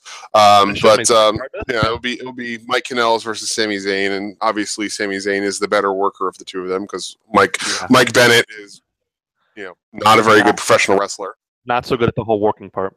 But I mean, again, we'll talk about that next week. Not a whole lot else of note happened on SmackDown this week. The thing about SmackDown was a quick 2-hour show, but nothing happened. Yeah. It was a quick show. It wasn't a drag, but nothing really storyline happened. Yeah, not a whole lot. But it wasn't a drag though, which is strange. You see what I'm saying though? It wasn't like a bore. It wasn't a chore to watch. It had a good pace. It was just like eating a bowl of sugar. Yeah, it kind of was. Yeah, I mean, not a whole lot of note here, but we'll be talking more about SmackDown next week as we get into Battleground. So moving on to NXT. Okay. Also, not a whole lot of note happening on NXT. The two big things were overwhelmed by the main event. Yeah, the main event was kind of underwhelming. I'll agree. I mean, it was. I'm starting to turn the corner on the Velveteen Dream. I liked him, as Sean Reuter said, fabulous splaining to whichever whatever interview girl it was. I don't remember. Kayla Braxton. That's Kayla Braxton. Sure, yeah. thank you. But I liked him fabulous splaining, as Sean said. I like that a lot. I like his character. This should shock you, not at all. I love his look. That's a look. Yeah. Fuck yeah. I mean, I want, like what Sean said. I'm gonna say the other thing that Sean said. Want more fabulous splaining and less Nigel talking about him being flamboyant. I don't need commentary to tell me this thing. I can see with my own eyes. I don't need you just sledgehammering it home. I need less of Nigel in general at this point. Yeah. By the way, the next time Percy Watson makes an insightful comment will be the first time Percy Watson makes an insightful comment. I cannot get over how he's been doing this since January, and he's not gotten one iota better. He is just there. He did get he got one thing right on one of the takeovers, talking about how under the turnbuckle is like that half-inch thick bolt or whatever it is. As to why the turnbuckle hurts as much as it does. But probably the takeover where I was in the audience and I didn't hear it. Yeah, that was the only one that he's had so far. It was probably San Antonio where I was. Yeah, that's the only one that he's gotten. Other than that, he has not been good. This whole. I mean, you know why he calls that money? Because it makes him money. Shut up, Percy. Yeah. Morrow is currently the only good thing going on SmackDown commentary, but speaking of cringe things on SmackDown, the sanity in the pages of the Book of Dominance, I was like, oh man. If somebody else was in the room and I had to explain to them how wrestling works, I would have been embarrassed. I was okay with it up until commentary just started over-explaining it. Like, I don't need this. Again, I don't need this. I can figure this out on my own. I wasn't. Wolf did a good job, though. Eating the pages, I liked that. That was a nice touch. That was a good touch. But yeah, AOP retained over Heavy Machinery. I'm anxious to see these guys meet again in a year when both teams have gotten themselves better, and we see some real action from both of them. What else was there? Bobby Fish made his NXT debut. I've had this discussion. I've had this discussion before on the daily on CageSideSeats.com, your one-stop shop for wrestling news and banter. Now, you know how sometimes people say everything was going great about a guy until the bell rang? Like, he's a good talker, he's a good gimmick, but then the bell rings and he's a shitty worker, and it all falls apart. I feel it's the opposite with Aleister Black. Well, first of all, I don't know if he's a good talker or not. He hasn't said anything. He may be a good talker, he may not. I don't know. Jury's out. Somebody who has watched Progress, tell CJ what Tommy End sounds like. No. I told you this about Ember Moon. I don't give a shit what you did in the minor leagues. I want to see what you did in the big leagues. But I'm willing to give him the benefit of the doubt for now because he hasn't said anything. You'll get there. Sooner or later he will say something, and I can make a judgment there. I mean, he's not going to be a mute for the next decade, is he? Like, I hope not. That would be a great gimmick. The gimmick itself is the shit for me. Like the whole springboard into the Indian style sitting, just so damn cringe. But he's awesome in the ring. He's freaking great at kicking the shit out of people. So I am okay with it. His gimmick is crap. His in-ring is awesome. So I like the whole presentation for Aleister. I think it works for him. I'm not the metal fan you are, so I'm gonna defer to you on that one. Yeah, it works for somebody that they're trying to present as being, in the subculture, and it's good for him, and he lives it too. I mean, the knowledge that he has that he displays on social media is uncanny. The guy knows his shit. Well, I hope he lives the gimmick. If anybody has any questions at all about black metal, crust punk, or grindcore, go talk to Aleister Black. He's your guy. Love it. Almost as much as I would be your guy, but there are some of those bands that are even a little bit too extreme for me, shockingly enough. But Aleister fought Bobby Fish, and actually Bobby Fish lost in his debut, making him one of the few big indie names, alongside Eric Young, I think is the only one that I can think of right now, but who lost in their debut match. I think Eric Young is the only one I can think of who lost his debut. I believe that's correct. I believe you are right there. So Bobby Fish joins him in that, which I mean, I'm not. I like Bobby Fish. He's fine. I'm not going to spoil things that have happened at the NXT tapings that happened this week, but I'm confident that Bobby Fish will be fine, even starting off on a loss. So yeah, he's a good wrestler. Yes. He had a good match with Shibata that you should check out in New Japan maybe a year or so ago. For sure. Good match. He was in last year's G1, so that would make sense. Oh yeah. Forgot about that. I'll have to go back and watch some of that. And the only other big happening from NXT was the big return of Johnny Gargano with a very, very well written, heartfelt babyface promo. Yeah, it was good. Line of the year goes to, I never thought the guy I'd take a bullet for would be the one to pull the trigger on me. That's good. I don't know. That's real good. I'll agree with our buddy Sean Reuter here. I don't know how that has never been said in anything, like movies, comics, video games, any other form of media. Yeah, that was really good. That has never shown up before, but that's an amazing bit of writing, and whoever wrote that line deserves a fucking raise. Yeah. And if Johnny did that off the cuff, then by God, let him start writing his shit right now. Agreed. That was incredible. All hell. Not really too enthralled with his new music, but whatever. You know, you can't win them all. Not everything can be the rising sun, but that is what it is. And so Johnny Wrestling is going solo, and we'll await the inevitable return of the Sicilian psychopath to ruin all of his dreams and plans. Psycho killer. Psycho killer. Yeah. Sorry. We'll actually be talking a little bit more about Johnny Wrestling later on the show. Yeah. In a tangential manner. I like it. So let's move on now and head off to the Indies to what is going to be your show report of the week next tomorrow week. night. This time tomorrow. Yeah, what are you doing tomorrow night? I am going to AAW United We Stand. If I can figure out how to get out there without spending an arm and a leg, because it's very, very far from me. I don't have a car. So I can take a train, do an Uber, and that won't be the end of the world. Let me tell you about it will be worth it. It will be worth it. Because let me tell you about this card, courtesy of the good Reverend Kane, who does the Sermon on the Mat. In the order he presents it, Samantha Heights versus Scarlett Bordeaux. You're the women's fan. You know anything about Samantha Heights?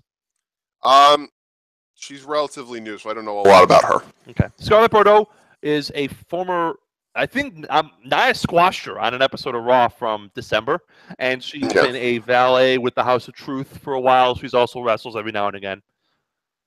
Next up, ACH versus Myron Reed. Go ACH. Myron Reed's great too. We're going to talk about ACH a little bit when we get to Evolve results, but ACH's heel turn that's going on right now. I am here for it. Yes, I am here for it. I like his work. Then we have Chucky Taylor, the PWG champion, versus John Morrison. Yep, just won his PWG championship from Zach Labor Jr. Was it this past weekend? I believe so. Yeah. So. Yeah, because I recall Twitter losing its fucking mind about it, about how it's been such a long time coming. That's your undercard. Ready for the next 5 matches or 6 matches? Yeah. Oh, I'm so ready. OI4K, Dave and Jake Chris versus War Machine, Hanson and Raymond Rowe. Bloodbath. Yes, will be great. Just War Machine. If you didn't know, your ass better call somebody. Are one of, if not the best tag teams in the world. Just 2 big, nasty, physical guys who beat the shit out of people. Cannot wait for them to fight OI4K, who are great little bumpers and devious little bastards of their own. Then we have Matt Fischette versus Matt Riddle. Your boy. My boy. Matt, and I got my Matt Riddle shirt is sitting on the table, ready to go. So I can wear it tomorrow night to the show. I love me some Matt Riddle because Matt Riddle is legit. He's your man. He's the guy. He's the king of the sprint. Every match is like 12 minutes long. Yeah. And he's a former MMA fighter, and he knows how to sell because he's been in a real fight. He's basically Brock Lesnar without the horrible tattoos. I'm still on an emotional high from Matt Riddle versus Keith Lee. And that was like 3 weeks ago at this point. Then we have Garza Jr. and Trevor Lee versus Pentagon Jr., well, whatever he calls himself. Penta El Cero M. Penta El Cero Mero. And Shane Strickland, who I'm starting to become a big fan of. Oh, yeah. Strickland is becoming something special really fast. Yeah, he's getting it. He's getting it. Trevor Lee, obviously, 23, pretty great. Pentagon is just a fountain of charisma. Yeah. Trevor Lee had himself a Match of the Year candidate earlier this year at CWF Mid-Atlantic against Chip Day, which I highly recommend if you have not seen it. Then we have David Starr and Eddie Kingston in an I Quit match. Eddie Kingston, long-time King of the Indies. This should be a lot of fun.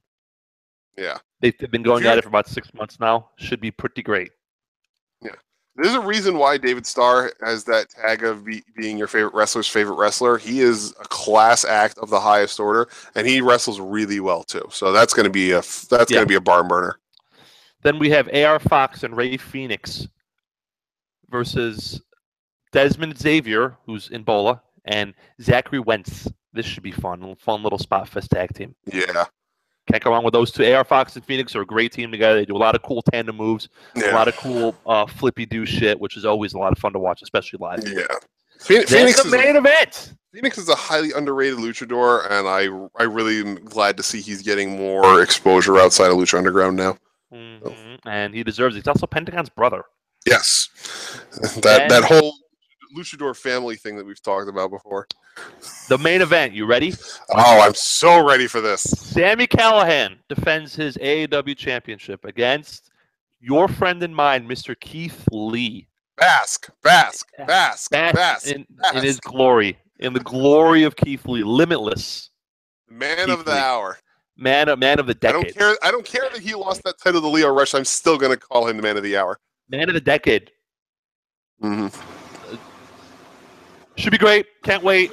Got to find a way to go, and I will make it happen. May cost me an arm and a leg. Don't care. The ticket itself won't be expensive. May cost me a lot to get out there. Whatever. I'll make it work. You don't get to see Matt Riddle and Keith Lee on the same card all that often, much less Eddie Kingston, much less Pentagon, much less John Morrison, much less ACH. I mean, AAW is rapidly becoming one of my destination and promotions at this point. They just do an awesome job, and they're good people too. And they follow me on Twitter, which you should also follow me on Twitter if you don't, at @GSavas. Yes, we have our Twitter links in the. We're gonna open it. I'm thinking about doing a Two Guys One Sport Twitter feed. I think we should do that. Yeah, an official one. We should try and do that. We should do that, but whatever. Yeah.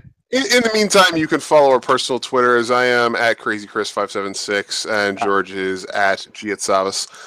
Where there are links in the description of the video. You can follow us there. Yeah.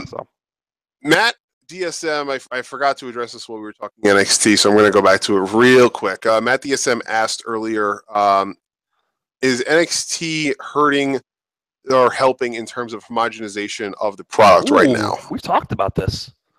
I think at this point it is. Yeah. I think it's hurting at this point. Mm-hmm. What do you think? I think that. I think NXT we have discussed is doing a shitty job preparing performers for the main roster. Yeah, we've discussed that in the past. I do like the fact that they are having some variety to their matches, and they're doing a good job of making sure that things have varying stories. It's not just the same stories with different people inserted into different roles. Like there are actual varying stories going on. I think we're starting to. You watch The Wire, right? Did you watch The Wire? No, actually, I don't. One of the things in The Wire that the drug dealers are talking about are the corners. You have your corner, I have my corner. Yes. This is our corner, our corner, our corner. Not the Common song, but still a good song. Mm-hmm. We have the Vince corner, and we have the Triple H corner. And NXT is still the Triple H corner, and everything else is still the Vince corner, but you can see bits and pieces of the Triple H corner starting to fuse in, So NXT is not homogenous compared to the rest of the roster, the rest of the show. Yeah. It's still very much a Triple H show, which means it still functions like a 1980s territorial wrestling show. Because that's what Triple H loves. Triple H loves that old NWA Mid-Atlantic, or Crockett Promotions or something out of Mid-South. That territory stuff, like out of Memphis. That's what he loves. So that's what NXT is the 2017 version of that. Yes. 1 hour taped in front of a live studio audience. Backstage promos. Hopefully it gets expanded to 2 hours. Hopefully, yeah. I don't know. I like it. It's 1 hour. It makes everything feel fresh because I'm not going to see Office of Pain for like 2 weeks now. And then when I see them again, they're fresh. True. So, I like that. But I think that they also have too many bodies that such that a lot of people get They need forgotten to about. start Like, calling the herd. Like, in fact, Liv and Aaliyah, I think you're on borrowed time. well, especially given who's coming in for the Mae Young Classic, which we'll talk about in a little bit. But I mean, I'm just saying that off the top of my head. I think they need to start culling the herd a little bit. yeah, and it's unfortunate too because like a lot of these people have been like think about a guy like Angelo Dawkins who his tag team with Montez Ford, formerly known as Kenneth Crawford, their tag team Street Profits. They had a vignette for them this week on NXT, and I am in favor of them giving a guy like Angelo Dawkins, who's been in developmental for years now, that giving him a new gimmick and giving him another chance to spotlight himself and earn himself a place. But all the same, it's like, how many times can you do that? And yeah, culling the herd may end up being necessary unless they start expanding the show a little bit more.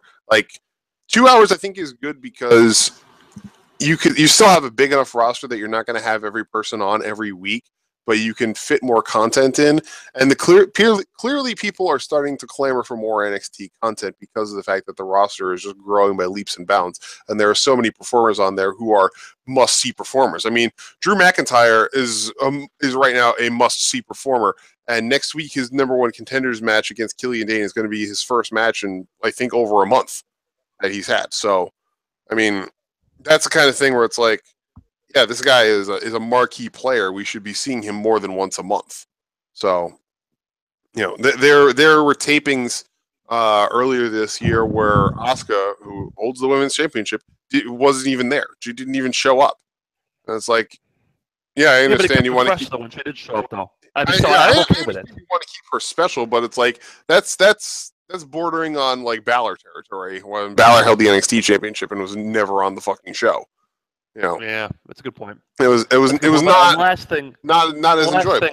Last thing I need is another hour to watch every week, man. I have so much wrestling to watch. I know. I'm just being selfish. Well, that's the whole thing of like trying to be G1 season, man. I don't need to watch more WWE. I have the G1.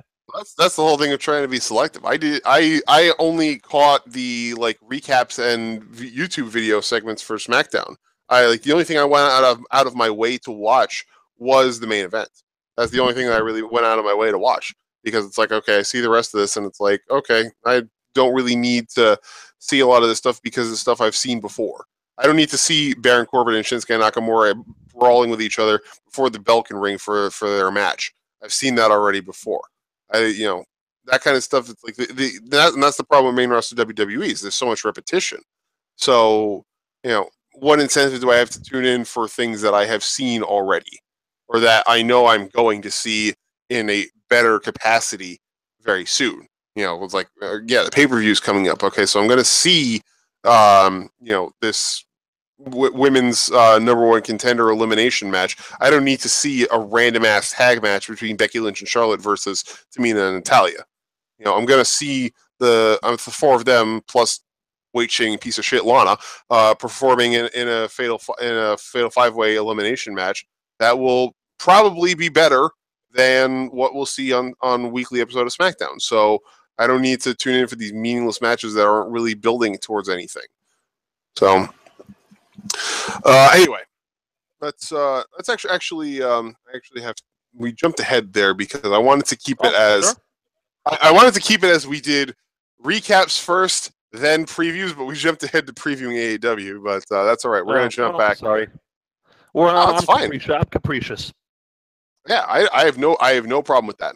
We're gonna just run through a very quick run through of the highlights of Evolve 88 and 89. Yeah. Evolve. Yeah, and wrestling, baby. They had themselves another pair of very good shows over the weekend here. Big highlights here. Following up on the close of Evolve 87, Keith Lee faced All Ego Ethan Page at Evolve 88 and soundly defeated him. Fred Yehai defeated ACH to retain his number one contendership for the Evolve World Championship. Zack Sabre Jr.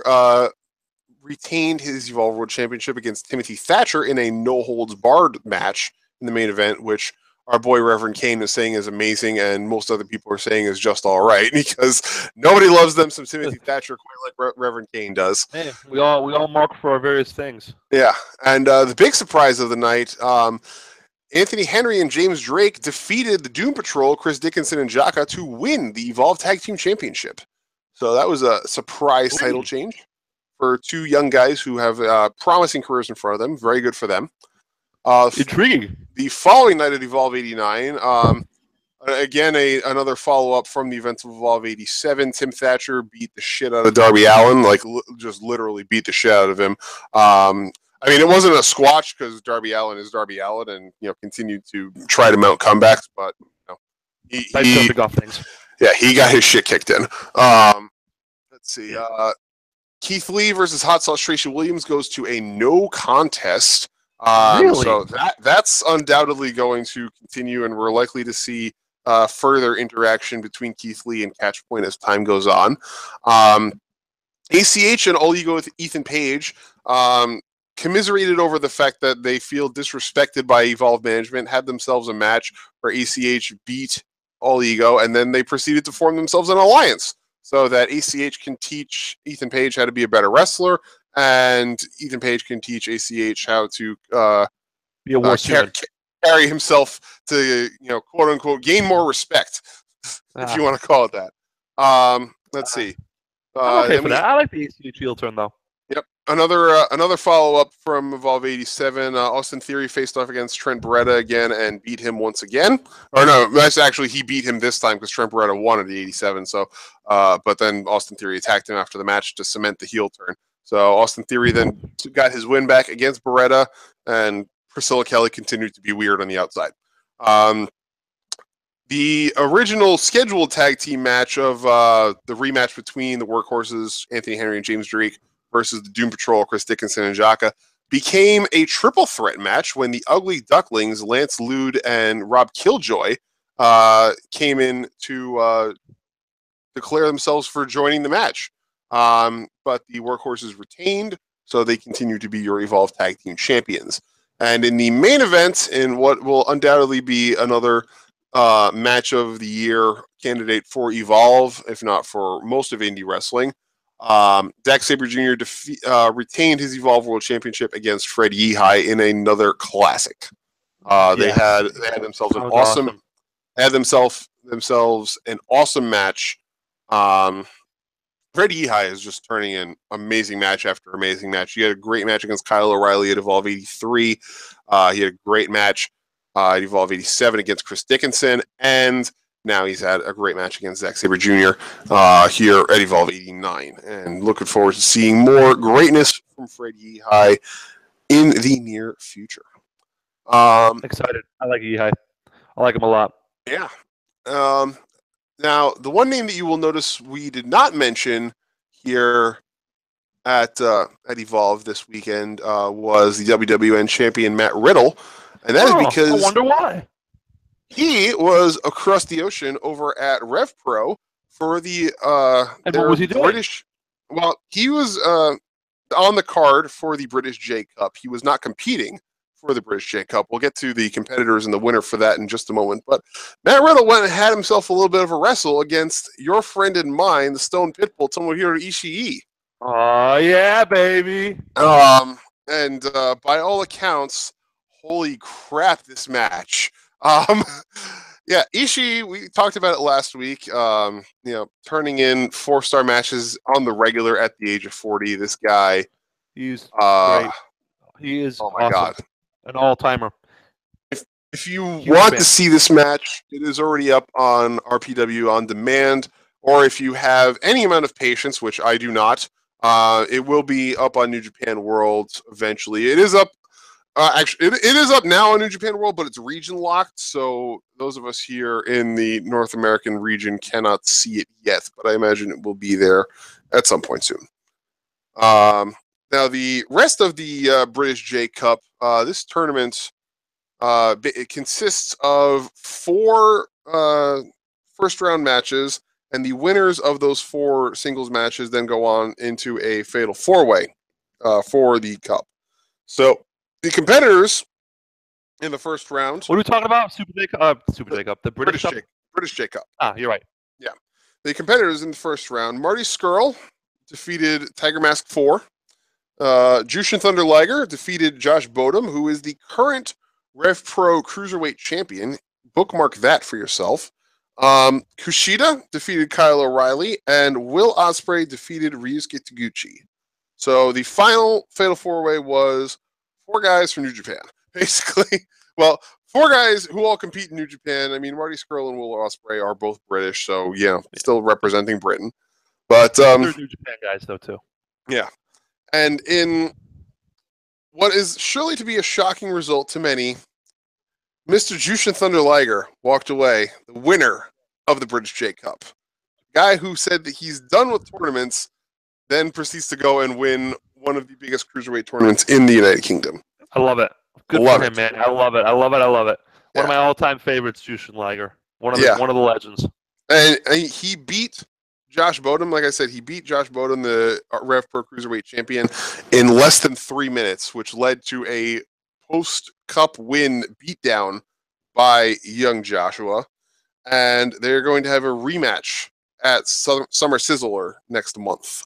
So that is going to be quite the interesting one, of the grizzled old veteran Jushin Liger versus the young upstart Josh Bodum. I'm looking forward to that very much. But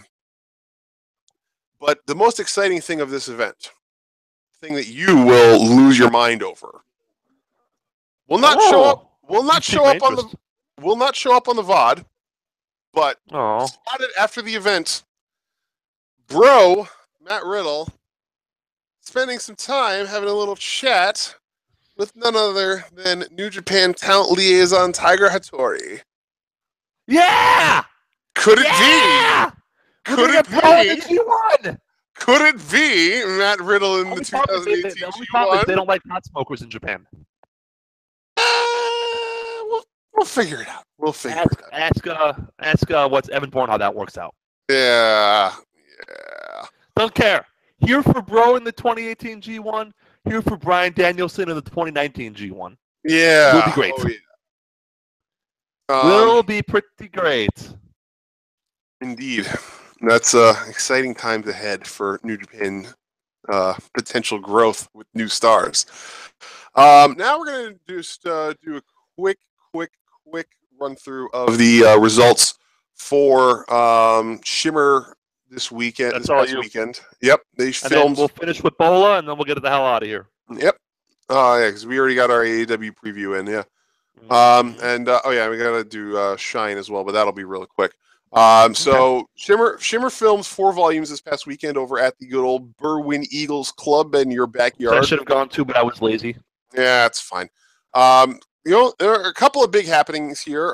First being that the bionic creator of excellent Australian female wrestlers, Madison Eagles, made her big return to Shimmer after spending the last year recovering from an ACL injury.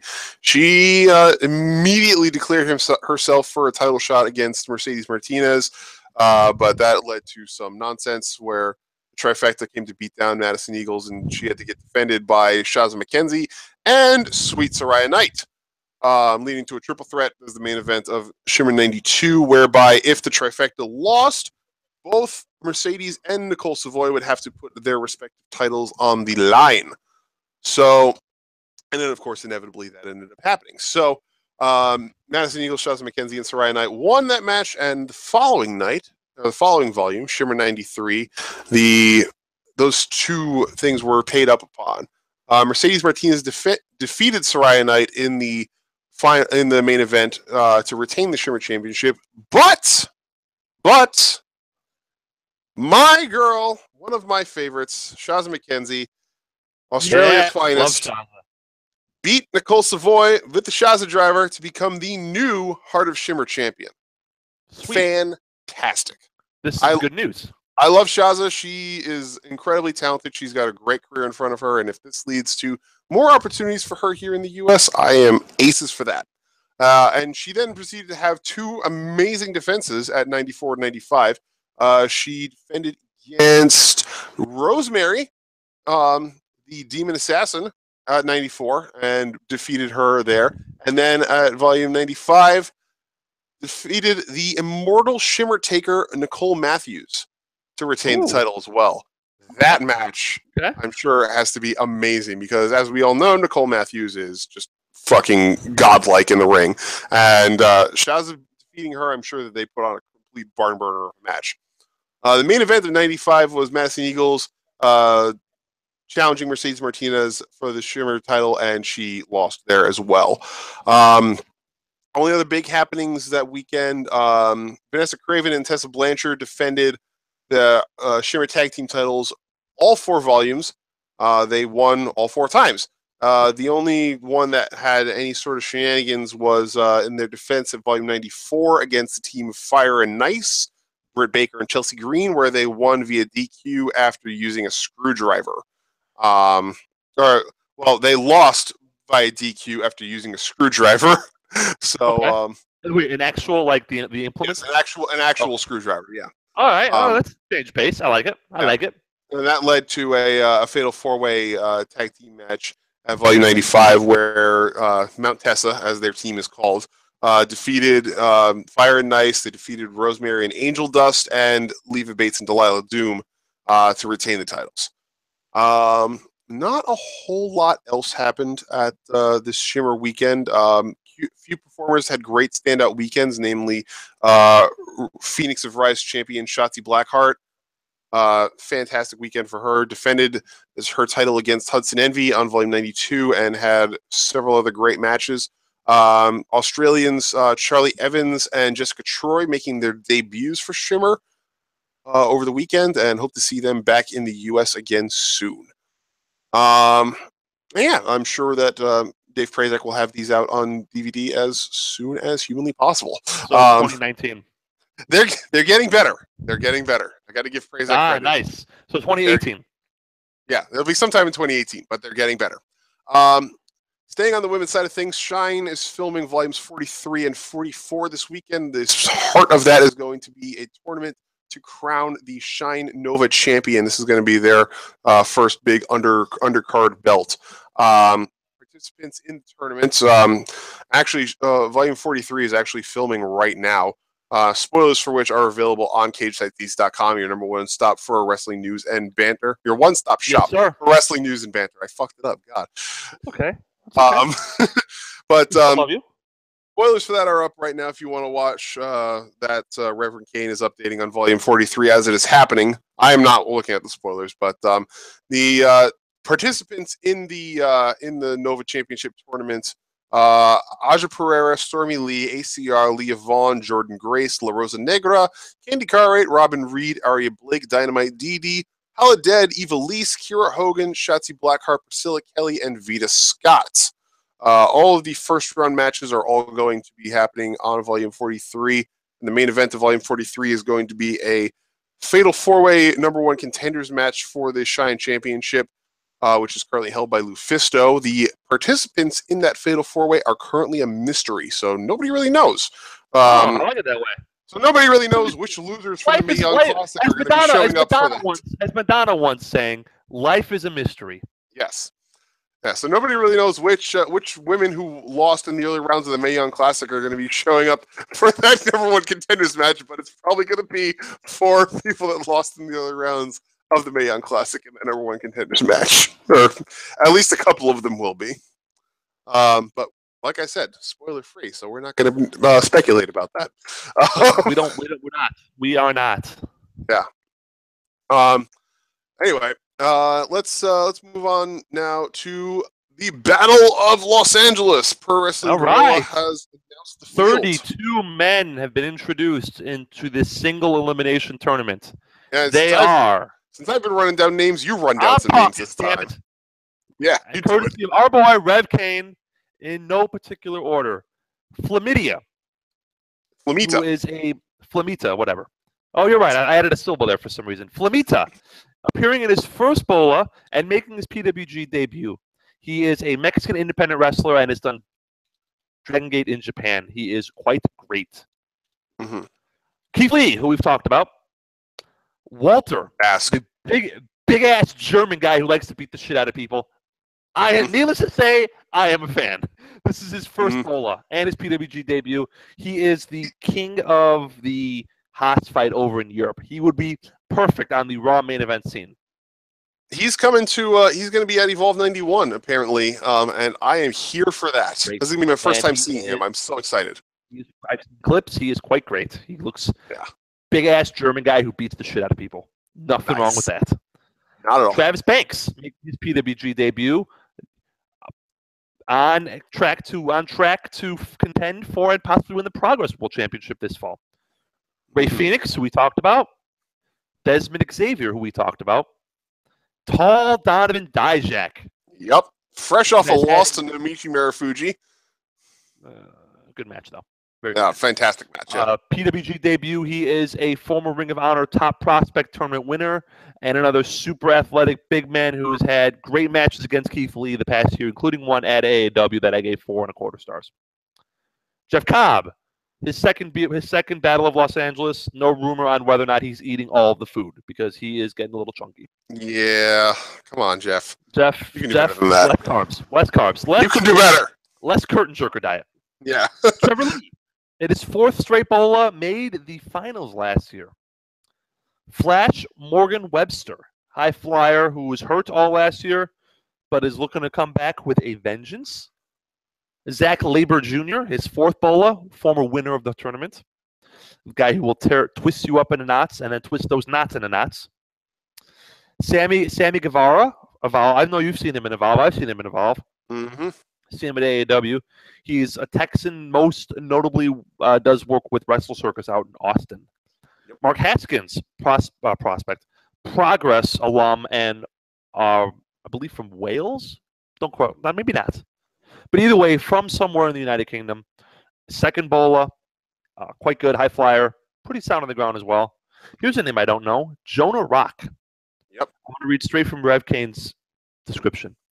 Appearing in his first BOLA and making his PWG debut, Rock is perhaps the most obscure man in the field, but he wrestled regularly for Pro Wrestling Noah as part of the faction The Mighty Don't Kneel. Now known as TM61 in NXT. I'm sold. If he's good enough for Noah and he's good enough for The Mighty Don't Kneel, he's good enough for me. Definitely. I trust Noah's judgment. Brian Cage, giant ass rock of a man from Lucha Underground, in his fifth BOLA. He's fine. Not great. He's fine. Yeah. I make that noise purely because he's dating Melissa Santos. So. Oh, poor guy. Well, no. Poor Melissa. I love you, Melissa. Yeah, sorry. I'm terrible. You anyway. are terrible. It's okay. Why do you think I hate Killian Dane? Yeah. Ray Horace, appearing in his first BOLA. He is Dragon Azteca in Lucha Underground. Yeah, fantastic. Girl who won it last year. Big Mike Elgin, fresh off his great match against Kenny Omega. TK Cooper from South Pacific Power Trip, Travis Banks' partner, is quite talented, and South Pacific Power Trip is also great. They are in Progress and other British and overseas promotions. Justice for TK and Dahlia. Bring them back to Progress. Bring them back to Progress. They're great. Justice. Matt Seidel. Formerly known as Evan Bourne. Likes to smoke pot. Yep. Sammy Callahan, as we discussed. Bro, Matt Riddle. This is his second BOLA. He first round exit last year, which was a little early. Hopefully he can make a run this year. Yep. Ricochet, who won the whole thing 3 years ago, 2014. Yep. And Pentagon El Cero Miedo. So that is one hell of a field. There are so many stars. Single elimination over the course of 3 days, September 1st, 2nd, and 3rd, will be released on DVD later on this year. Yeah. BOLA is always a fun show. It's going to be a great one. I can't wait. It doesn't count everyone on the undercard. Usually guys lose and they go on and they have undercard matches. Yeah. So yeah, you're going to see some great stuff. You're going to see some great stuff here. All right. And then finally, another review of a field of participants. We're going to go through as the full field has finally been released for the Mae Young Classic. If you did not watch last night's Parade of Champions, it is up on YouTube and on WWE's Facebook page. I highly recommend it, just so you know who these ladies are, because they are all excellent and they deserve your attention. So we've got Dakota Kai, formerly known as Evie, now signed with WWE. Serena Deeb making her big return to WWE. Former straight edge disciple of one CM Punk. Yep. Vanessa Bourne, who we saw win her match to qualify for the Mae Young Classic this week on NXT. Xia Li, who is from China, recent signee to the Performance Center. Rachel Evers, perhaps better known as Rachel Ellering, daughter of Precious Paul. Sage Beckett, who is coming in from just being signed to the Performance Center, formerly known as Rosie Lotta Love in TNA, but slimmed down a lot and has definitely improved very much so and is much more deserving of your attention now that she's not been placed in a shitty comedy gimmick. Kaylee Ray from Progress, one of my personal favorites. One of my personal favorites, the most reckless woman you will ever see compete in a wrestling ring. Holy God. Tessa Blanchard, daughter of Tully, third-generation superstar. I've seen her all over the indies and made a couple of appearances in NXT. Toni Storm, the current Progress Women's Champion, the widely considered to be one of the best female wrestlers in the world, also has been seen in Stardom, and just insane talent. Marty Bell, known for her time in TNA as well, once part of the Dollhouse faction. Now coming to WWE. I believe this is going to be her first major action since she left TNA last year. She left either late last year or early this year during the switch over to ownership by Anthem. Lacey Evans for the Performance Center, the former Macy Estrella, former Marine. We've seen her plenty on NXT recently. Santana Garrett, Queen of the Indies, Shimmer, nice. Shine, WSU, Stardom. She's been everywhere. She's done everything.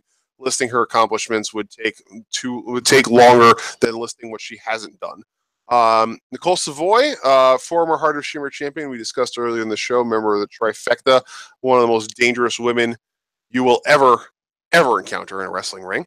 Aisha Raymond, I don't know a whole lot about her other than that she's from the UK. Reina Gonzalez, former Victoria Gonzalez, also indie signee. I don't know a lot about her either. Shayna Baszler, also a member of the Trifecta, former MMA fighter, one of the 4 horsewomen of MMA. Extremely dangerous. Expect her to go far in this tournament.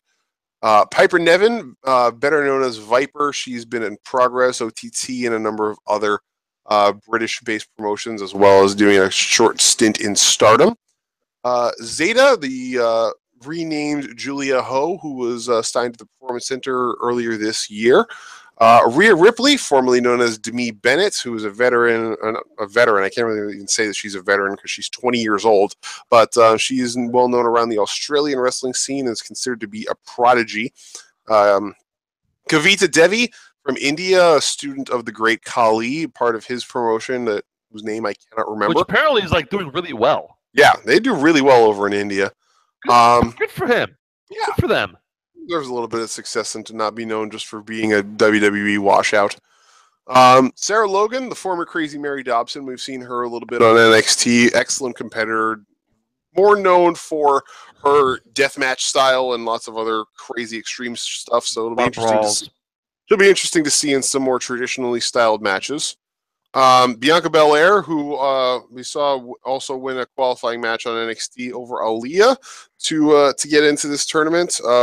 Highly touted on the Performance Center side as one of their best young athletes. Expect her to have an insanely bright future career, regardless of how she does here at the Mae Young Classic. Abby Lath, the former Princess Kimberly from Chikara, and plenty of other indie promotions. She's widely traveled, well-known all around the indie scene. Mrs. Wrestling herself, Candice LeRae, Johnny Gargano's wife. So we can surely expect to see some post-match celebrations or consolations between Candice and Johnny. I'm sure, because why would you not do that? Circuit, she's pretty great. Yeah, she's fantastic. Don't ever watch the match that she had against the Young Bucks in PWG if you don't like blood. Yeah, no I will never watch that match. I will never watch that match. Don't do that. Ugh. Mia Yim, the former Jade from TNA, has since leaving TNA, or even before she left TNA, just assembled quite an impressive indie wrestling resume. Very well known all around Shimmer, Shine, Wrestle Circus, a lot of other places. Very, very good indie resume, great wrestler, a lot of talent there. Miranda Salinas, don't know a lot about her other than that she studied at Booker T's wrestling school. Renee Michelle, another name from the Indies. Also don't know a lot about her, although I believe she participated in Women of Honor at some point along the way of her career. Princesa Suhates, veteran luchadora from CMLL in Mexico. She's got a couple of decades of experience under her belt. Mercedes Martinez, long overdue to be part of anything in the WWE ring. Resume as long as my arm. Current Shimmer champion, just insanely talented. One of the best in the world. Jazzy Gabbert, the former Alpha, I guess you could say former Alpha female, German powerhouse. She's got quite a list of accomplishments to her name. Tanara Conti, Brazilian martial artist and jiu-jitsu professional, signed to the Performance Center recently. Expected to make quite an impact with her hard-hitting MMA style. And last but not least, my pick to win the whole damn thing, because I'm a fucking mark for women's wrestling in Japan, Kairi Sane, the former Kairi Hojo, Pirate Princess. I've talked about her enough on this show that everybody should know by now that she is amazing.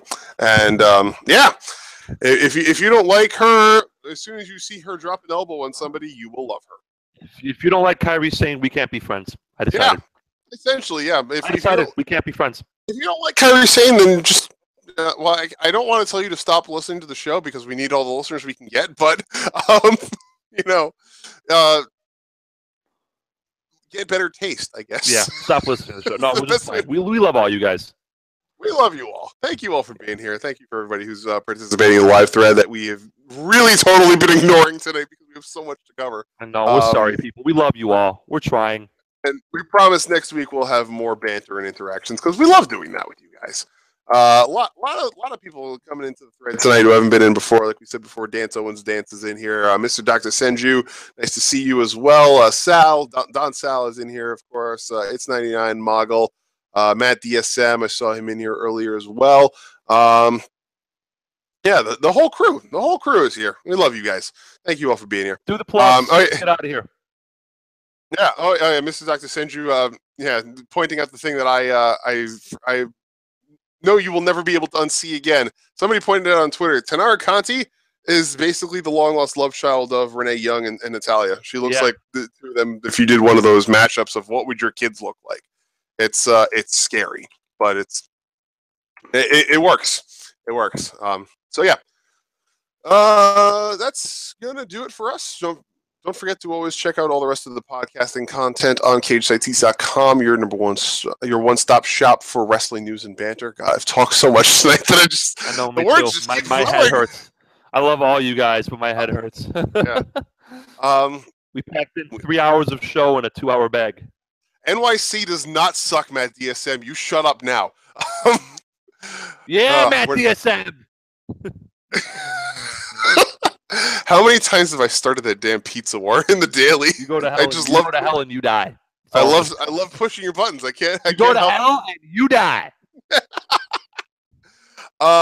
Be sure to check out all the rest of the podcasting content on CageSideTees.com, your number one-stop shop for wrestling news and banter. Wednesday nights, our good friends Tanya Rogers and Andrew M. Swift have the Wednesday night shooting. They are, as always, hilariously funny and a great listen. Check them out.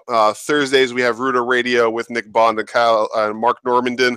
I don't know why I almost called him Kyle Normandin. I don't know, but Nick Bond and Mark Normandin on Ruda Radio on Thursdays, and also Not Your Demographic with Stunning Stella Cheeks and the enigmatic Aaron Klein. Fridays, always check out Shooting Debris in the morning with Taker's Minion, Mr. Dr. Senju, and Prince Moxley Lopez. In the afternoon, you've got Fizzy's Wacky World of Wrestling with 14 Fitzpatrick and Don Sal, and then you've got us at night. A triple shot of great podcast triple goodness. Triple on Fridays. Yep. And we've also got Cage Side Speaks following all major WWE events. Looks like we're going to have Great Balls of Fire is going to be this weekend. Probably on Sunday, And then Battleground Cage Side Speaks is going to be either the last weekend of July or the first weekend of August. Keep an eye on CageSideSeats.com for the official post about that. And of course, after every NXT takeover, check out Cage Side Live with Sean Reuter and Our Lady Justice. And that all is good people. All on CageSideSeats.com, your one-stop shop for wrestling news and banter. We love it here. You should come here and love it with us. And hang out with us. Yeah.